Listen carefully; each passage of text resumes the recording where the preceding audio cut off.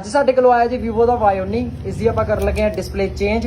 ਆ ਰਹੀ ਇਹਦੀ ਰੀਅਲ ਡਿਸਪਲੇ ਪਲੱਸ ਇਸ ਦੀ ਆਪਾਂ ਬੈਟਰੀ ਵੀ ਅਸੀਂ ਚੇਂਜ ਕੀਤੀ ਹੈ। ਕਸਟਮਰ ਨੇ ਸਾਨੂੰ ਹੀ ਰეკਮੈਂਡ ਕੀਤਾ ਡਿਸਪਲੇ ਵੀ ਤੁਸੀਂ ਚੇਂਜ ਕਰੋ। ਪਲੱਸ ਇਸ ਦੀ ਹੁਣ ਡਿਸਪਲੇ ਫਿੱਟ ਕਰਕੇ ਕੁਆਲਿਟੀ ਤੁਹਾਨੂੰ ਦਿਖਾਣੇ ਕੀ ਕੁਆਲਿਟੀ ਰਹਿੰਦੀ ਹੈ ਔਰ ਕਿੰਨੀ ਬ੍ਰਾਈਟਨੈਸ ਰਹਿੰਦੀ ਹੈ। ਤੁਸੀਂ ਵੀ ਕਰਾਉਣਾ ਚਾਹੁੰਦੇ ਹੋ ਸਾਡੇ ਕੋਲੋਂ ਫੋਨ ਫਿਟਿੰਗ ਜਾਂ ਫੋਨ ਆਪਣਾ ਕੋਈ ਵੀ ਡਿਸਪਲੇ ਪਾਉਣਾ ਚਾਹੁੰਦੇ ਹੋ ਤਾਂ ਏਰੀਆ ਹੈਗਾ ਸਾਡਾ ਸੁਲਤਾਨ ਪਿੰਡ ਰੋਡ ਪਲੱਸ ਨੀਅਰ ਪੁਰਾਣੀ ਚੌਂਕੀ ਹੈਗੀ ਜੀ। ਫਿਟਿੰਗ ਦੇ ਬਾਅਦ ਕੰਡੀਸ਼ਨ ਤੇ ਆ ਕਸਟਮਰ ਸਾਡੇ ਲਾਗੇ ਹੀ ਆ ਗਏ ਹੋਏ ਆ ਤੇ ਆ ਹੈਗਾ ਜੀ। ਹਲੋ ਭਾਜੀ, ਠੀਕ ਹੈ ਭਾਜੀ, ਚੈੱਕ ਕਰ ਲਓ ਇੱਕ ਵਾਰੀ। ਓਕੇ ਰਿਪੋਰਟ ਆ ਕੰਮ, ਠੀਕ ਹੈ ਭਾਜੀ, ਥੈਂਕ ਯੂ।